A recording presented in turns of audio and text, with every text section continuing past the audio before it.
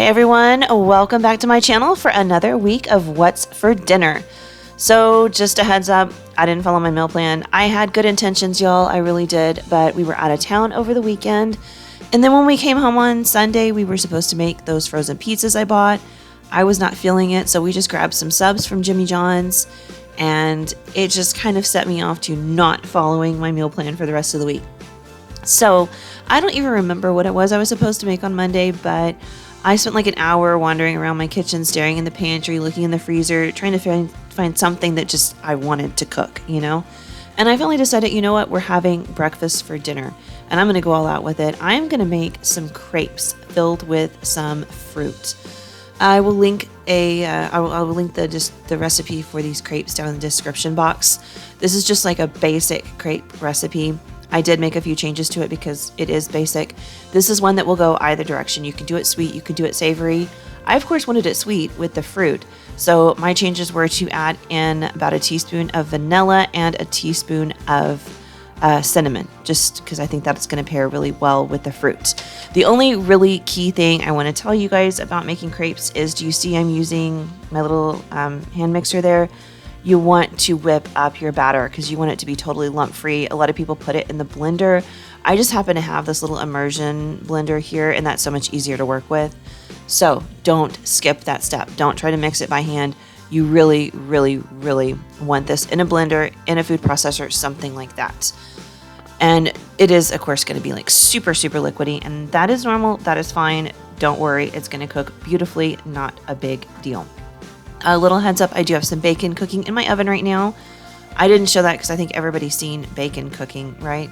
Anyway, I put it in a cold oven on a cookie sheet. I turn it to 400 degrees, and then I just check on it every 10 minutes. I flip it halfway through, and I pull it out when it's beautiful and crispy and golden and delicious. All right, so it is time to cook these crepes. I do not own a crepe maker or a crepe pan or anything like that. I am not that fancy, y'all. I just do it on the stovetop. I've been doing it this way the entire time I can recall making crepes. So you just spoon some batter in there and you swirl it around. It's all in the wrist, you guys, all in the wrist. You want a really thin layer all over the bottom of the pan. And as you can see, I have one in the background. The first one's always a flop, right? With waffles, with pancakes. The first one's always a mess. That one tore and cracked a bit. So I didn't even bother showing you that one because, you know, I'm trying to show you how to do it the right way, and I started off the wrong way. So the second one, I did put probably a little bit too much batter in the pan, but it's not a big deal. These things cook super, super quickly. Make sure you just put some butter or something in the bottom of your pan like I did, and then check the edges prior to flipping. Make sure it is loose all the way around. If it is stuck anywhere, that is what tears your crepe. Mine is loose, as you can see. We're just gonna flip this bad boy over and let it cook on the other side. And it's that simple, really, and crepes are that simple. So I will show you one more after this one, just so you get the general idea and you see that wrist action, because that's really all you need. And that's how you make crepes. And then from there, we're going to move on to the rest of the breakfast. I'm going to fry up some potatoes in my bacon grease from the bacon that I'm cooking in the oven. And I'm going to mix them with some eggs because it just sounded good. And then I will show you guys how I make my berry filling for these crepes.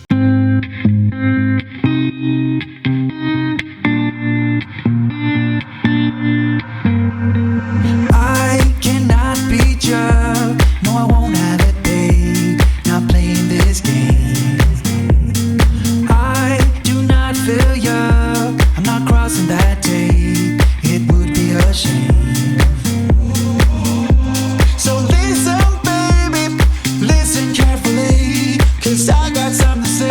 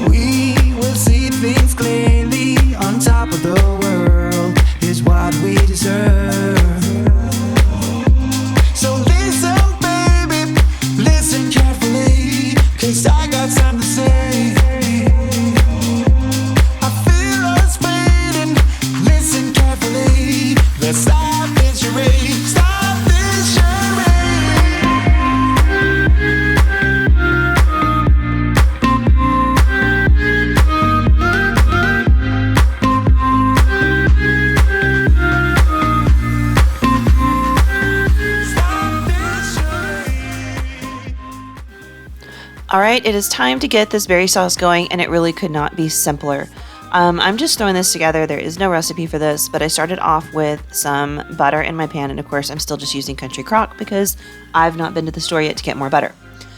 But I'm melting about a tablespoon or so of that butter in the bottom of this pan, and then I'm going to pour in a bag of frozen mixed berries. These could be any kind of berries you want. If you want all strawberries or all blueberries or all raspberries or a mix of berries or even cherries, totally up to you guys. You know, you do you, whatever you like. I'm going to cook them in here with this butter, and I'm going to add in this maple syrup in place of sugar. This does not make it super sweet because I only did about 2 tablespoons or so. It is not super sweet at all. Just sweet enough that it makes a nice filling. If you're looking for something that is nice and sweet and syrupy, you're going to want to add sugar in, but I did not want to go that route.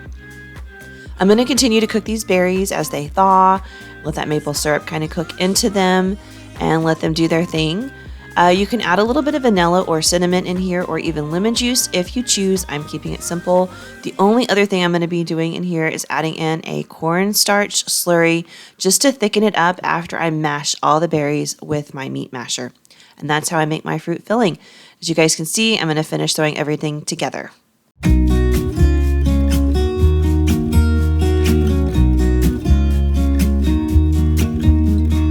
I've been feeling so small.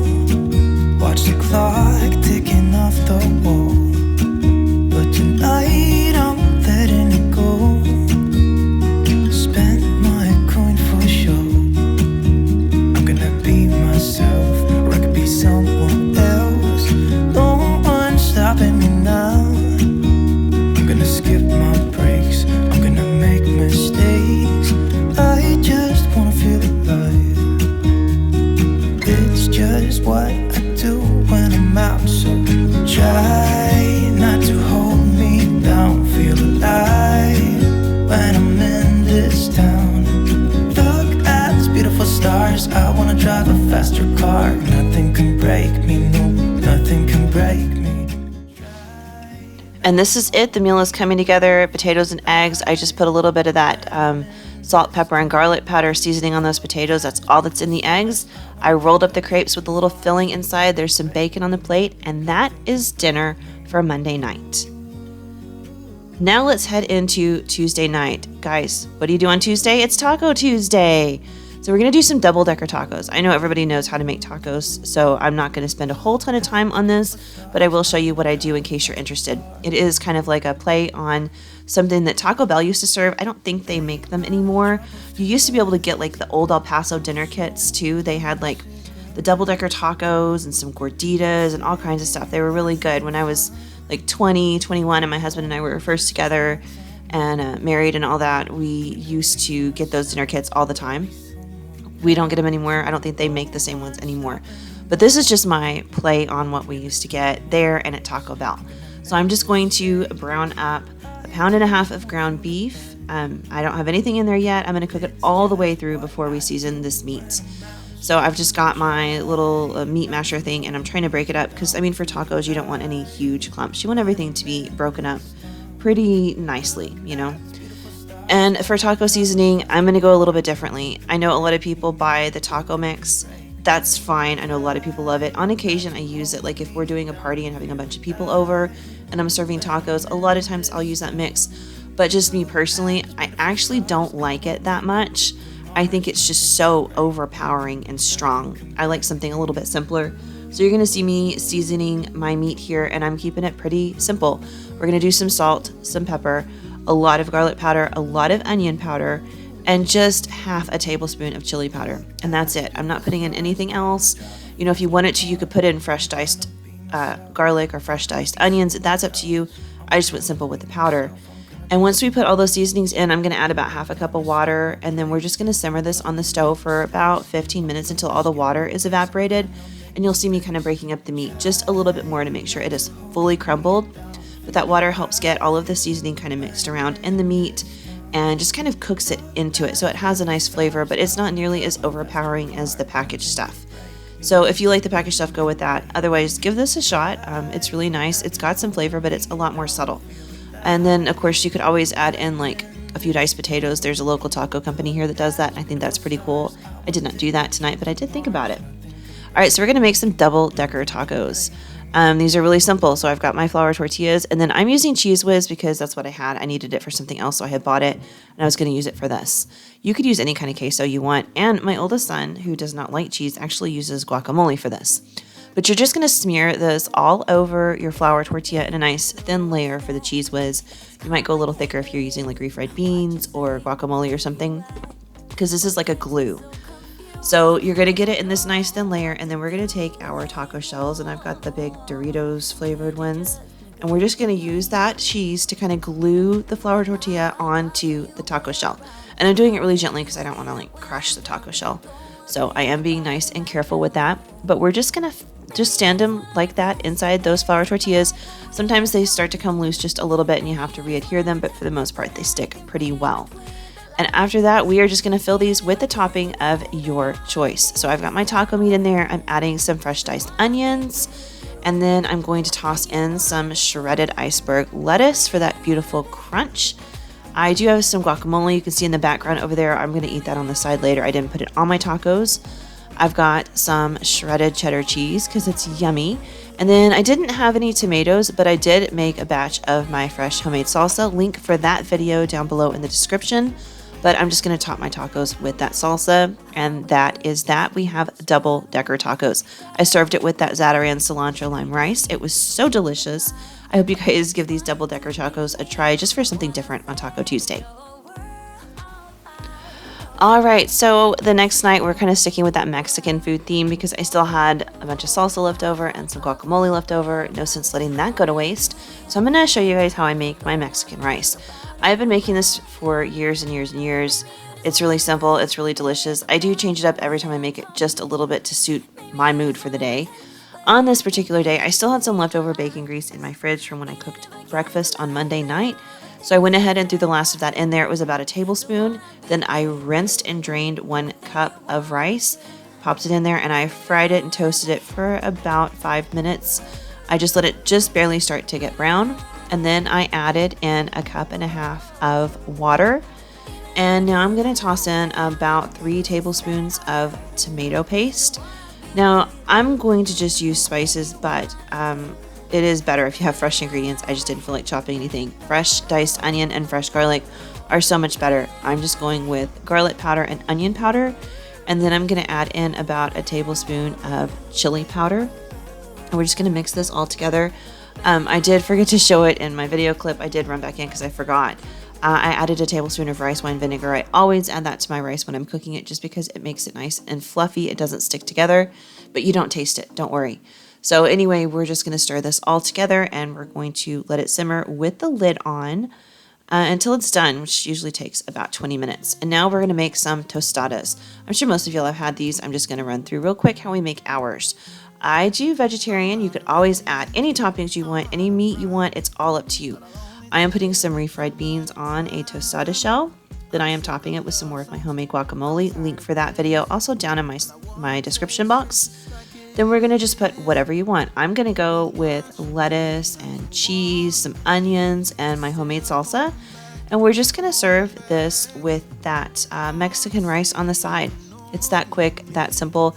It's a really great meal, especially during the summer when it's super hot outside because you really don't have to heat up your kitchen cooking anything. And it's just got a nice, great, fresh flavor. You know, it'd probably be a fun take for Taco Tuesday if you didn't want to do just regular tacos as well. But that's all there is to it. These are our tostadas. We eat these pretty often. Really delicious, really tasty.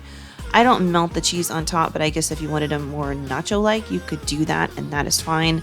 I kind of serve it more like a salad on top of my refried beans, I guess.